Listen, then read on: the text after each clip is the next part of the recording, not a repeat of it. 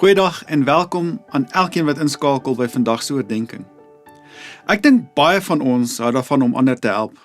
Dit is regtig lekker om 'n ete vir iemand te neem wat siek is, of iemand wat dalk deur 'n moeilike tyd gaan te ondersteun en hulle op te help. Maar as die rolle omgeruil word, dan is dit skielik baie moeiliker vir ons. Wanneer ons die een is wat hulp nodig het, wanneer ons moet erken, ek kan dit nie meer alleen doen nie. Dis nie maklik nie, want ons is maar trots in ons wese. Miskien is dit hoekom Petrus so reageer toe Jesus by hom kom om sy voete te was. In Johannes lees ons, toe hy by Simon Petrus kom, vra die vir hom, Here, gaan nie my voete was? Jesus antwoord hom, wat ek doen begryp jy nie nou nie, maar later sal jy dit verstaan. En Petrus sê vir hom, U sal in alle ewigheid nooit my voete was nie. En Jesus antwoord hom, as ek nie was nie, het jy nie deel aan my nie. Ek hou van Petrus. Hy sê gewoonlik hardop wat ons almal dink. Ek wonder of hy nie gedink het, Here, dit hoort nie so nie. Ek behoort U te dien. Dit kan nie andersom wees nie. Maar Jesus wys vir Petrus iets wat hy nog nie verstaan nie. Die evangelie begin nie by wat ons vir God doen nie. Dit begin by wat God vir ons doen. Dis waarom Jesus so sterk antwoord, as ek jou nie was nie, het jy nie deel aan my nie. Met ander woorde, hy sê, Petrus, voordat jy my kan volg, moet jy eers toelaat, dat ek jou dien. Wat 'n gedagte.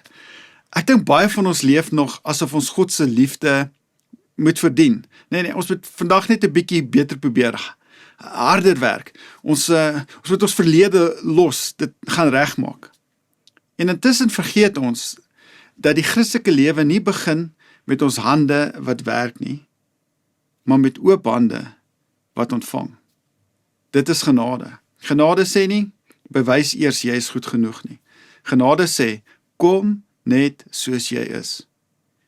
En dalk is dit wat God vandag in jou wil herskep. Nie noodwendig jou gedrag nie, maar jou onvermoë om sy liefde te kan ontvang. Want hoe langer ons dink ons moet God se liefde verdien, hoe moeiliker word dit om in sy vrede en sy liefde te rus. Maar wanneer ons uiteindelik ophou om onsself te probeer bewys, ontdek ons dat Jesus al die tyd besig was om na ons toe te kom. Onthou asseblief vandag hierdie belangrike waarheid. Genade is nie iets wat jy verdien nie. Dit is iemand wat jy kan ontvang. Kom ons maak ons oë toe en ons bid saam. Here, herskep vandag my skaamte in genade. Dit is so 'n groot gedagte, Jesus, om te dink dat U geniet om ons te dien.